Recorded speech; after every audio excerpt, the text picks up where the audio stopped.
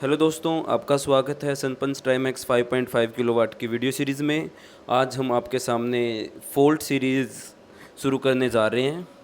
क्या आपके इन्वर्टर की स्क्रीन पर कभी अचानक कोई कोड दिखाई दिया है, जैसे A0, B0, C1, D0 या F0 ETC, और फिर इन्वर्टर ने काम करना बंद कर दिया, अलार्म बजने लगा या आउटपुट बंद हो गया? अगर ऐसा हुआ है तो घबराने की ज़रूरत नहीं है, क्योंकि इन्वर्टर आपको ख़राब नहीं बता रहा, बल्कि आपको बता रहा है कि समस्या कहाँ है।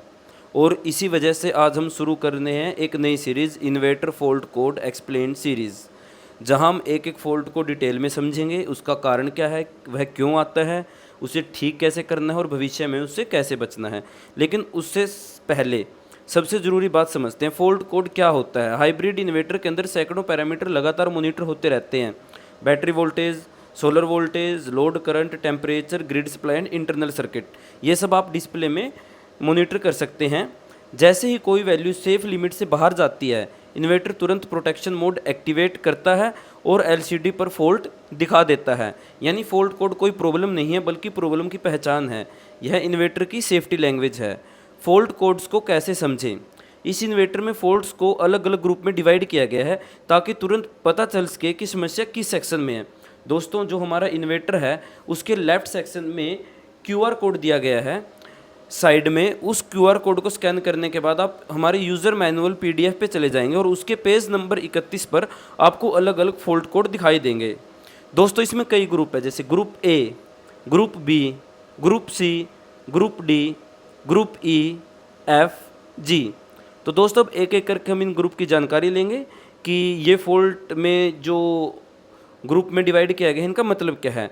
अगर फॉल्ट कोड ए से शुरू हो तो समस्या इन्वर्टर सेक्शन में है, जैसे output short circuit, output voltage, over current, voltage low और इन्वर्टर रिलेटेड फॉल्ट्स। यदि दोस्तों जो कोड बी से शुरू हो तो बैटरी साइड में समस्या है, जैसे battery over voltage, battery current problem, DC DC related issue. यदि दोस्तों ग्रुप सी है तो मतलब सोलर पीवी फॉल्ट। अगर कोड सी दिखाई दे तो सोलर इनपुट साइड चेक करनी होगी, जैसे PV over circuit, PV over voltage, solar current sensor error. और दोस्तों यदि ग्रुप डी है तो आउटपुट फॉल्ट्स हैं। अगर डी सीरीज फॉल्ट आए तो लोड साइड में समस्या हो सकती है, जैसे overload, output current error, heavy load condition.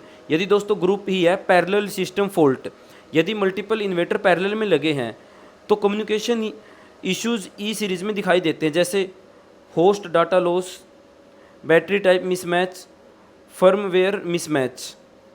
Group F system protection fault. F series fault मुख्य रूप से टेम्परेचर और इंटरनल प्रोटेक्शन से जुड़े होते हैं, जैसे इन्वर्टर अवर टेम्परेचर, पीवी अवर मॉड्यूल अवर टेम्परेचर, डीसी डीसी अवर temperature, bus voltage temperature. Group जी ग्रिड रिलेटेड फॉल्ट्स। कुछ मॉडल्स में ग्रिड रिलेटेड फॉल्ट्स भी अलग कैटेगरी में दिखाई देते हैं, जो यूटिलिटी सप्लाई से जुड़े होते हैं। फॉल्ट आने पर क्या करें? सबसे बड़ी गलती जो लोग करते हैं वह है इन्वर्टर को बार बार ऑन और ऑफ करना, लेकिन ऐसा नहीं करना चाहिए। सबसे पहले एलसीडी पर फॉल्ट कोड देखें, कोड नोट करें, फिर उसका कारण समझें, क्योंकि हर फॉल्ट का सॉल्यूशन अलग होता है। कुछ फॉल्ट वायरिंग से जुड़े होते हैं, कुछ बैटरी से, कुछ सोलर पैनल से और कुछ लोड से। इस सीरीज़ में आगे क्या होगा, आने वाली वीडियो में हम एक एक फॉल्ट को डिटेल में कवर करेंगे, A0 A1 से लेकर F0 तक, और सभी कोडों के सॉल्यूशन को समझेंगे।